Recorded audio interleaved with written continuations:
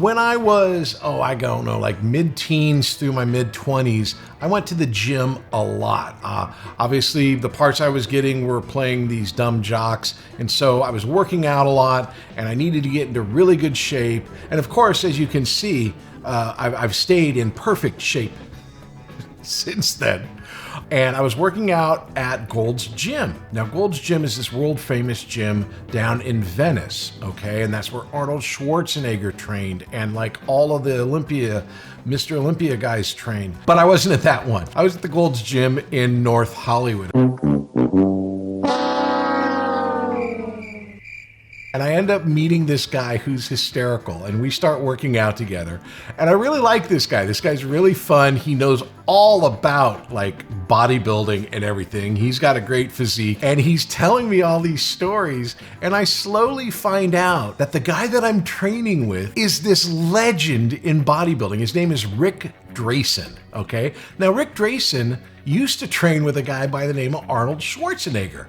And now he's training with me. Now, it's not like I'm training with him like he was training with Arnold, where they were competitive bodybuilders and they were like, doing but we were working out together. He helped me train for Heather's and like a couple other shows I was doing. But Rick Drayson is this famous guy who, like on the back of a napkin, apparently designed and drew the Gold's Gym logo, the bodybuilder guy lifting. Rick Drayson drew that. So I start talking to Rick and I start telling him, I want to train with, this one particular bodybuilder. And he goes, well, I know exactly how you can do that. You just go down to Venice Gold's Gym. He's a super nice guy. You just wait for him. He shows up every Wednesday and ask if you can train with him, and he will train with you. And I'm like, okay. And so I go down there and I ask him, I said, hey, can I train with you? And he goes, are you sure? And I go, yeah, I would really like to train with you. Rick Drayson said that, you were really cool and that, if I showed up, you'd let me like kind of shadow you.